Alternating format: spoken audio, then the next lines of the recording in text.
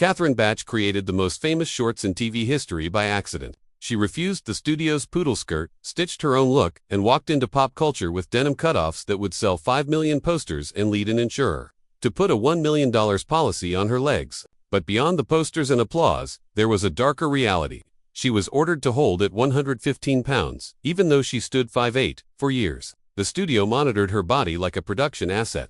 And in 2010, she discovered her husband's body in their backyard, followed by the painful truth about their finances, which appended everything she thought she knew about her life. Catherine Bach was born on March 1, 1954, in Warren, Ohio. Her full name, Catherine Bachmann. Her father, Bernard, was German. Her mother, Norma, was of Mexican descent. Norma's father, Antonio Verdugo, was born in Mexico and worked as a baker in Arizona. The Verdugo line reaches back to early California settlers, so Catherine grew up with two distinct cultures shaping her worldview. That German-Mexican mix made her childhood layered and vivid. Later, she shortened Bachmann to Bach, but she never let go of her roots. They informed her charity work and the way she connected with people from all walks of life. Ohio didn't keep her long. The family moved to South Dakota while she was still young. Ranch life replaced city life. Wide skies, animals to care for, quiet discipline. She spent long stretches with her grandparents in Faith, South Dakota, a town where a few hundred people knew each other by name. That small-town closeness gave her a grounded center. The contrast, industrial birth city, then open-range upbringing taught her to be both tough and tender. You can see that balance later in Daisy Duke.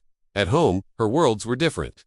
2. A mother who practiced acupuncture, unusual in the 1950s, and a father who was a rancher and a military veteran.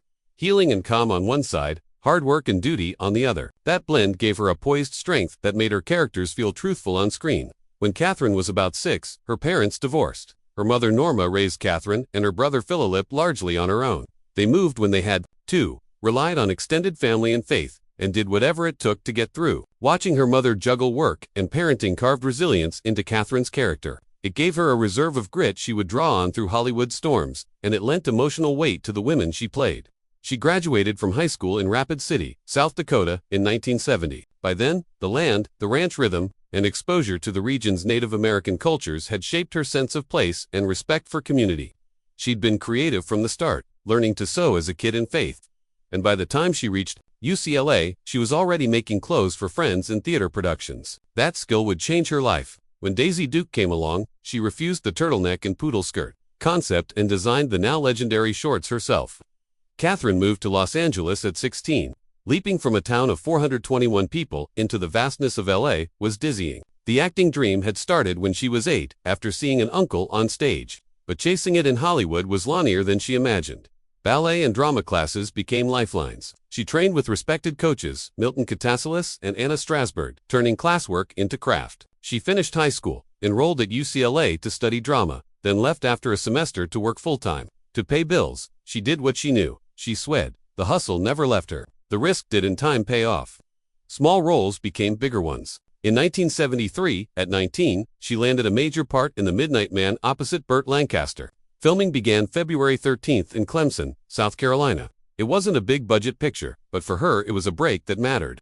The film premiered March 14, 1974, in Clemson and went national June 10. She played Natalie Claiborne, a murder victim, and learned from pros like Susan Clark and Ed Lauder. That same year came another step up, Thunderbolt and Lightfoot, directed by Michael Cimino, alongside Clint Eastwood and Jeff Bridges. The shoot ran 47 days, July 31st to September 22nd, across Montana. The movie earned $25 million and about $4 million in costs. Eastwood insisted on no more than 3 takes, discipline that sharpened everyone. Bridges even nabbed an Oscar nomination. For Catherine, big league Hollywood was no longer theoretical. Television followed. In 1975, she appeared in the pilot for Matt Helm on May 7th before the series' September launch. It lasted 13 episodes and ended in January 1976, but it put her face in front of TV audiences, including alongside rising talent like Linda Carter. In 1976, she joined the Mark Taper Forum's production of T.S. Eliot's Murder in the Cathedral, a serious turn that demanded classical technique and long rehearsal days. It wasn't about fame, it was about craft, and it toughened her stage presence. In 1977, she co-starred in Strange New World, a sci-fi TV movie that aired July 13th. Scientists awaken 180 years in the future after a disaster. Catherine handled action and stunts with John Saxon and Martine Beswick. The project was the third attempt to launch that story as a series. It didn't go, but she banked valuable genre experience. Then came The Brink and The Break. In 1978, her agency dropped her. They told her she didn't belong on TV and wouldn't make money for them. It felt like the end. But her husband had worked with director Bob Clark, who knew Guy Waldron, the creative force behind a new series called The Dukes of Hazzard. When Clark called about Daisy Duke, Catherine said no 3 times. The production had searched for more than a year across New York, Chicago, Atlanta, and California. If they hadn't found her yet, why would they now? A friend over Italian food in Beverly Hills gave the nudge. The next morning, she agreed to audition. Everything changed. She refused the studio-cist look. A blonde wig, a turtleneck, go-go boots, and a poodle skirt that might as well have been cut from the restaurant's tablecloth. She arrived as she imagined Daisy would. Her own cutoffs, a simple top, cowboy boots, southern, self-possessed, and real. She read for a room of 30, silence, then a standing ovation. Out of more than 2,000 actresses, she was the one. 2 weeks later, she was on a plane to Georgia. January 26, 1979. The first episode aired, and Catherine surprised everyone again. She did her own driving stunts. No formal training, just ranch bred, nerve, and coordination. Tight corners, dirt, speed. It looked authentic because it was. By season 3, The Dukes of Hazzard was the #2 show on TV, drawing around 20 million weekly viewers. Then came the costume war. The studio still pushed the poodle skirt or go-go boots idea.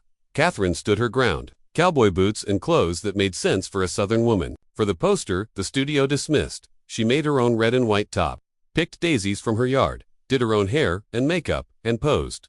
That poster sold 5 million copies. Her legs were insured for $1 million. The shorts weren't just a costume. They became an American slang term. Daisy Dukes. Still alive 45 years later, but fame came with threats. Late 7th South Hollywood wasn't safe for women, especially a newly minted sex symbol. Co-stars John Schneider and Tom Watts stepped up. John was only 18, but protective by instinct. If someone came to see Catherine on set, they'd make the boundary clear. Have her back by 9 o'clock. We shoot early. It wasn't a gag. They meant it. That care formed a bond deeper than the scripts. Catherine never missed a single one of the show's 147 episodes between 1979 and 1985. She refused to play Daisy as a caricature. Instead, Daisy was clever, capable, and brave, using her job at the Burroughs Nest to gather intel and outsmart bad actors. 7 seasons later, the character never lost her spark. When she wanted to launch her own poster in 1981, Warner Brothers wasn't interested. She went ahead anyway with that homemade top, home-picked flowers, and a friend behind the camera. The result, one of TV's best-selling posters. 5 million copies. Farrah Fawcett's iconic swimsuit poster sold 12 million, but Catherine proved she could move units without a studio engine behind her. She was a brand before branding was a buzzword. She even carried Daisy into animation. CBS launched The Dukes as a Saturday morning cartoon in 1983. 20 episodes from February 5th to October 29th. With nothing but her voice, she still made Daisy feel alive. That's how deeply she understood the character. Then came 1982. Tom and John walked out, locked in a $25 million dispute with Warner Brothers over pay and merchandise royalties. The studio countered with a $92 million suit of its own. While the legal war raged, Catherine stayed. 2 new actors were cast from 2,300 auditions. Ratings fell from number 7 to number 33, but she didn't budge. She became the anchor, the one constant, which strengthened her negotiating power. When the guys returned in February 1983, everyone knew her value. By 1985, she wasn't just an American TV star, she was global. She took guest spots, including on the spin-off Enos, keeping Daisy consistent, whether it was comedy or action. Syndication launched the show worldwide. People far from Georgia knew Daisy Dukes. Entertainment lawyers noticed, too. That's how she met Peter Lopez, who later became her husband, a savvy attorney who saw not just an actress, but a businesswoman who guarded her image.